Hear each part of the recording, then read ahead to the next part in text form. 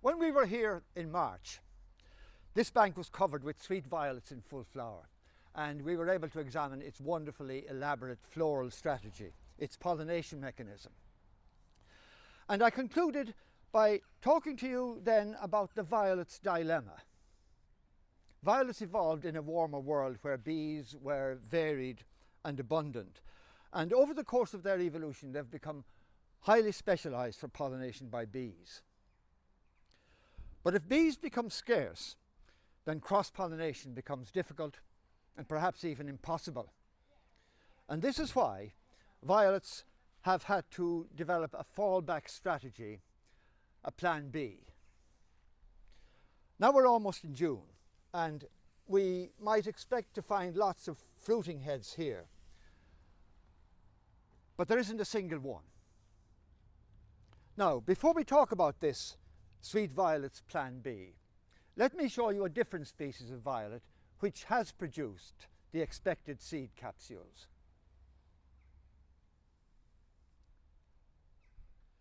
So this is the common dog violet, which grows in much shadier places, typically in woods like here. Now, it wasn't as shady as this back in March when the dog violets were in flower. And in fact, even though the ground is covered with dog violets here, it's very difficult even to pick out the plants. But here are the expected seed capsules. Typical pointy, three-sided capsules. They're still green and developing, but in a couple of weeks' time they will ripen, and then they'll explode to scatter the seeds.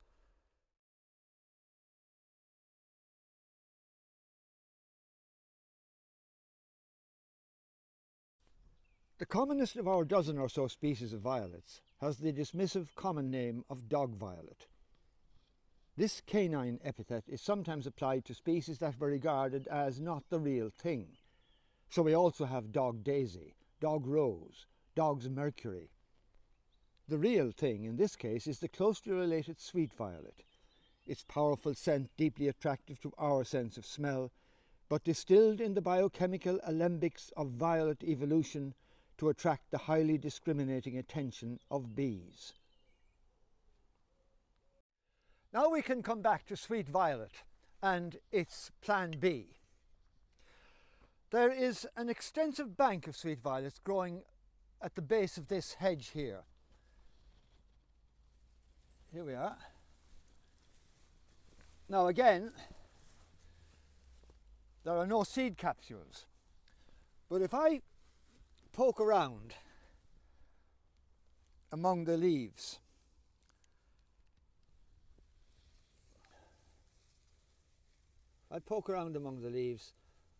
I find these.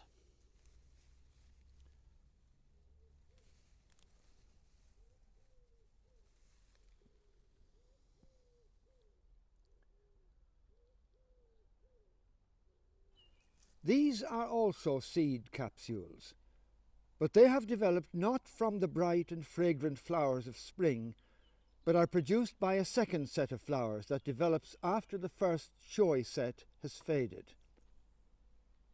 This second set of flowers is totally different. They are hidden away out of sight. They are utterly non-flamboyant, the petals almost non-existent. They never open, and they pollinate themselves inside the closed flower. But they produce a full complement of seeds, each with a little oily appendage at the base called an aril that is attractive to ants, which gather the seeds for their stores, inevitably losing some on the way back home.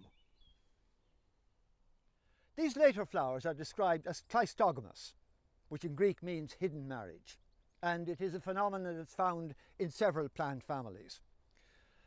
But notice how different this arrangement is from the situation where if a flower's plan or arrangements for cross-pollination fail, it can pollinate itself. But the colourful flowers of sweet violet are incapable of self-fertilization. So if it is to produce seeds, it has to develop this second set of Cleistogamous flowers.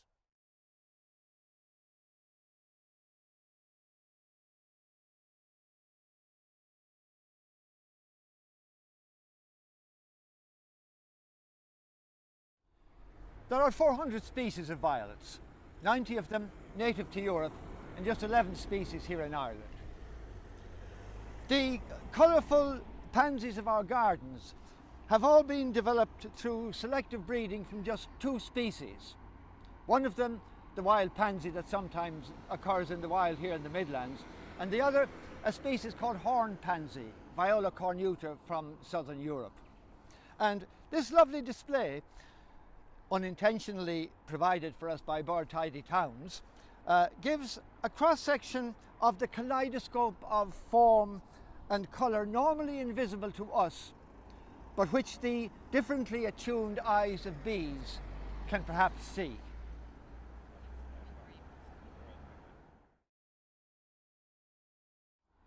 The only European violet which is truly fragrant is the sweet violet, Viola odorata. Unsurprisingly then, it was widely cultivated for making perfume. It had lots of medicinal applications, and it was used for various culinary purposes.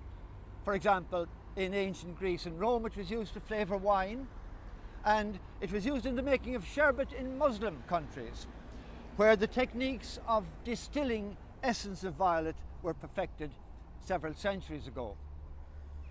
But it was very costly. It took something like 100 kilograms of the flowers to make 50 grams of violet essence. However, the violet in your perfume today is almost certainly synthetic, because ever since the mystery of the chemistry of violet was first unravelled at the end of the 19th century, it has been possible to manufacture the ionones, which are the chemicals responsible for the smell of violet. And more recent research suggests that the medicinal reputation of violet is not entirely imaginary. So perhaps Jupiter, in the story in Greek mythology which claims to account for the origins of violets,